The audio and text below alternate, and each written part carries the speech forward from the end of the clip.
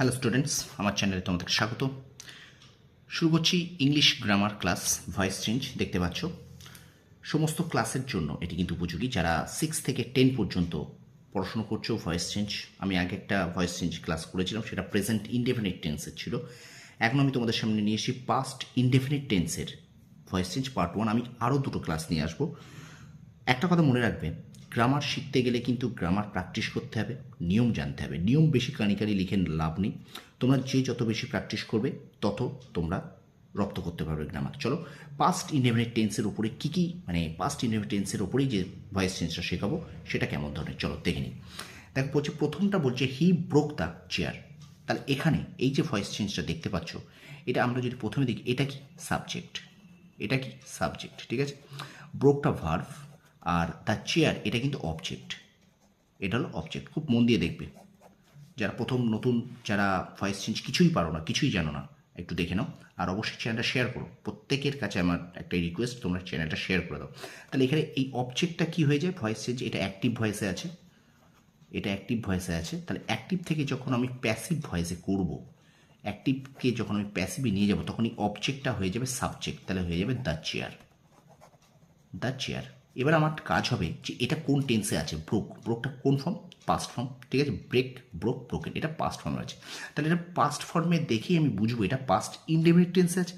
তাহলে এই যে সাবজেক্টটা দ্য চেয়ার হলো, এই দ্য চেয়ার এইটা অনুযায়ী আমার ওয়াজ বা ওয়ার হবে। তাহলে দ্য চেয়ার ওয়াজ, ঠিক আছে, দ্য চেয়ার ওয়াজ। তারপর এখানে বসে ভার্বের third form broken. The chair was broken by, হিটা কি হয়ে যায়, হার হয়ে যায়, সরি হিম হয়ে যাবে, ঠিক আছে। তাহলে the chair was broken by him, কী হলো, আমি আরেকবার বলছি, হিটা সাবজেক্ট, তখন এটা কিন্তু অবজেক্ট হয়ে গেল। তাহলে এই যে দ্য চেয়ার অবজেক্টটা এখানে হয়ে গেল সাবজেক্ট, এখানে হয়ে গেল সাবজেক্ট, সাবজেক্ট অনুযায়ী ওয়াজ হয়ে বসে গেল। যেহেতু এটা পাস্ট টেন্স আছে, তাই এটা পাস্ট পার্টিসিপল, ওয়াজ ব্রোকেন হয়ে গেল, এবং বাই হিম, তাই হিটা হিম হয়ে যায়, এটা কিন্তু এখানে তখন অবজেক্ট হয়ে গেল, ঠিক আছে, বোঝা গেছে। তারপরে দেখো, বুঝতে না পারলে অবশ্যই কমেন্ট করে জানাবে। আমি এরপরেও দুটো ক্লাস নিয়ে আসবো, এই অনুশীলন প্র্যাকটিসের মাধ্যমে তোমরা শিখবে।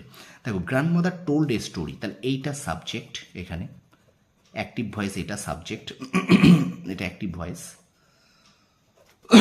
এটা ভার্ভ, এটা অবজেক্ট, ঠিক আছে। তাহলে দেখো, তাহলে অবজেক্টটা সাবজেক্ট হয়ে যাবে এ স্টোরি, ওয়াজ টোল্ড, যেহেতু এটা সাবজেক্ট সিঙ্গুলার আছে তাই ওয়াজ হলো, told, a story was told by grandmother, grandmother. তাহলে এটা তখন এই অবজেক্টটা এখানে তখন হয়ে গেল সাবজেক্ট, এটা তখন হয়ে গেল অবজেক্ট, ঠিক আছে। তাহলে এটা কিন্তু, এটা আমরা করলাম কি প্যাসিভে, প্যাসিভ ভয়েসটা করলাম, অ্যাক্টিভ থেকে প্যাসিভে যেতে গেলে, ঠিক আছে। এবার দেখো 3 নম্বর কী বলছে, I did A great job. তাহলে তোমরা এটা নিজেরা একটু দেখো করতে পারো কিনা, একটু চেষ্টা করো তোমাদের হচ্ছে কিনা।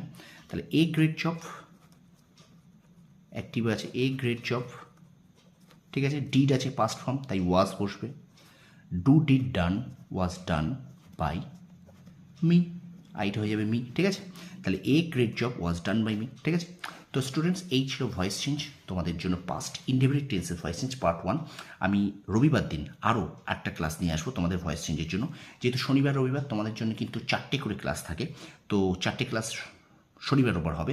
তোমরা অবশ্যই একটু বেশি করে শেয়ার করে দাও, চ্যানেলটা সাবস্ক্রাইব করো, পাশে থাকা বেল বাটনটি প্রেস করে রাখো। এটা কিন্তু শেয়ার করো, বেশি করে শেয়ার করো, কারণ এটা কিন্তু ক্লাস 6, 7, 8, 9, 10 সবার জন্য এই ক্লাসটা, ঠিক আছে। পাস্ট ইনডেফিনিট টেন্সে কীভাবে ভয়েস চেঞ্জ হয় সেটা আমি তোমাদের সামনে করে দেখালাম। 6, 7, 8, 9, 10 প্রত্যেক ক্লাসের জন্য কিন্তু এটা ভীষণ গুরুত্বপূর্ণ। ভিডিওটা কেমন লাগলো অবশ্যই আমার কমেন্ট বক্সে কমেন্ট করে জানিও। আর তোমরা অবশ্যই আমার এই টার্নিং পয়েন্ট চ্যানেলটা সাবস্ক্রাইব করে রেখো। 2026 মাধ্যমিক পরীক্ষার্থীরা যারা দেবে তারা অবশ্যই এই আমার চ্যানেলটা সাবস্ক্রাইব করবো। আর খুব শীঘ্রই আমি কিন্তু ক্লাস 11 এবং ক্লাস 12-এর জন্য নিয়ে আসি ক্লাস, অর্থাৎ সেমিস্টার সিস্টেমে যে পড়াশুনো সেটাও শুরু করবো। সুতরাং টার্নিং পয়েন্ট চ্যানেল কিন্তু সাবস্ক্রাইব করে রাখতেই হবে। যারা নতুন ক্লাস 11-এ উঠেছো বা ক্লাস 11 দেওয়ার পর যারা ক্লাস 12-এর থার্ড সেমিস্টার দেবে তাদের জন্য কিন্তু খুবই গুরুত্বপূর্ণ হবে আমার এই চ্যানেলটা, ঠিক আছে। ভিডিওটা কেমন লাগলো অবশ্যই কমেন্ট করে জানিও। তোমরা সফল হও, তোমাদের সাফল্য কামনা করি। ধন্যবাদ।